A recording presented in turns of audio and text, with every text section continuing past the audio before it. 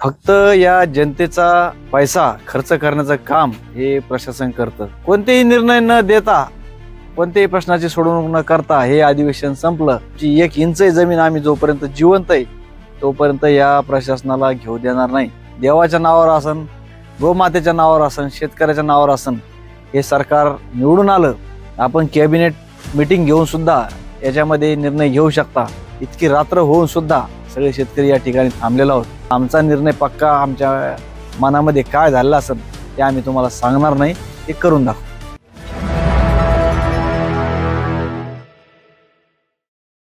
आज आमच्या या जालना नांदेड समृद्धी महामार्गाच्या आंदोलनाचा 78वा दिवस आणि आमच्या सगळ्याच्या शेतकऱ्याच्या भावनेतून आजचा हा या आंदोलनाचाच नाही, पूर्ण लोकशाहीचा शेवटचा दिवस म्हणजे अधिवेशनाचा शेवटचा दिवस।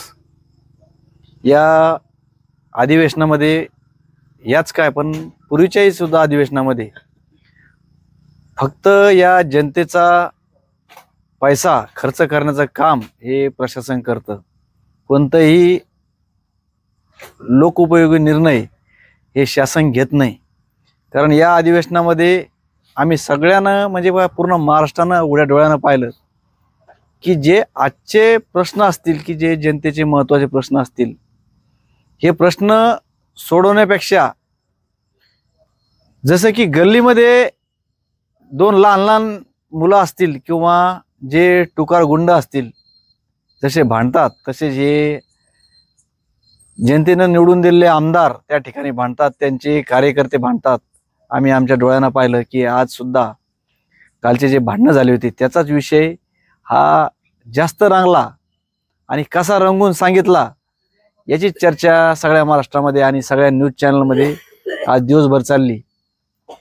त्यामध्ये शक्तीपीठ मार्गाचा प्रश्न असेल, आमच्या सुद्धा आंदोलनाचा प्रश्न असेल, 1 रुपयामध्ये कसा विमा फिरवला आणि शेतकऱ्याचं मतदान घेऊन टाकलं आणि मग त्या मतदानाच्या भरोश्यावर आघोरी सरकार सत्तेमध्ये बसलं आणि आता तोच निर्णय पुन्हा फिरून आता पूर्णपणे पीक विमा भरण्यामध्ये कसं शेतकऱ्याला गुंतवलं।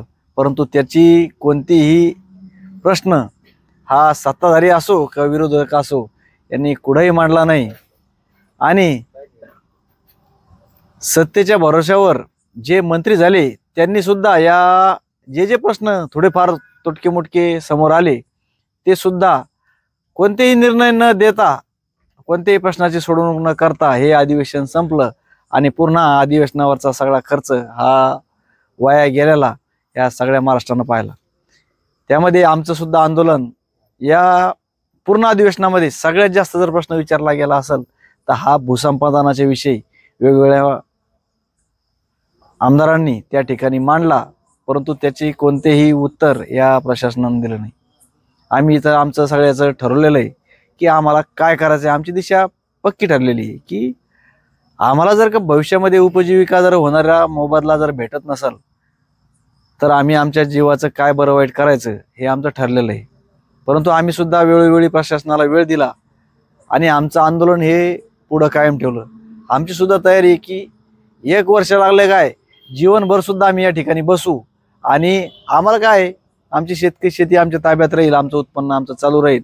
परंतु ही आमची 1 इंच जमीन आम्ही जोपर्यंत जिवंत आहे तोपर्यंत या प्रशासनाला घेऊ देणार नाही, असा सगळ्या आमच्या शेतकऱ्यांचा निश्चय या ठिकाणी झालेला आहे। आम्ही आमचा दृढ निश्चय आज सुद्धा जास्त घट्ट झाला, कारण आता सगळ्यांना केलेली चूक ही लक्षात आलेली आहे। देवाच्या नावावर असन, गोमातेच्या नावावर असन, शेतकऱ्याच्या नावावर असन, हे सरकार निवडून आलं। फक्त सरकारला एक गोष्ट करायची होती की ठीक आहे तुम्ही आमचा प्रश्न ऐकून घेऊ नका, सोडू नको, करू नका, परंतु आमच्यावर कशा अन्याय झाला याची दाखता तुम्ही एकदा ऐकून घ्यायला पाहिजे होती आणि ते तुमच्याही लक्षात आलं असतं की खरंच हा निर्णय चुकलेला आहे आणि आपण न्याय देण्यासाठी शेतकऱ्यांना काहीतरी निर्णय घेणं अपेक्षित आहे। अजून सुद्धा वेळ गेलेली नाही। आपण कॅबिनेट मीटिंग घेऊन सुद्धा याच्यामध्ये निर्णय घेऊ शकता आणि आम्ही आमचं आंदोलन तर कायम ठेवणार आहोत। शेवटच्या शेतकऱ्याला सुद्धा जोपर्यंत न्याय भेटत नाही तोपर्यंत आम्ही हे आंदोलन या ठिकाणी चालू राहणार आहे आणि याची दिशा आता उद्या सकाळपासून सगळ्याला लक्षात येईल आता जास्त न बोलता आपण पाहत असाल इतकी रात्र होऊन सुद्धा सगळे शेतकरी या ठिकाणी थांबलेलो आहोत. म्हणजे आमचा निर्णय पक्का आमच्या मनामध्ये काय झालेला असेल ते आम्ही तुम्हाला सांगणार नाही, ते करून दाखवू.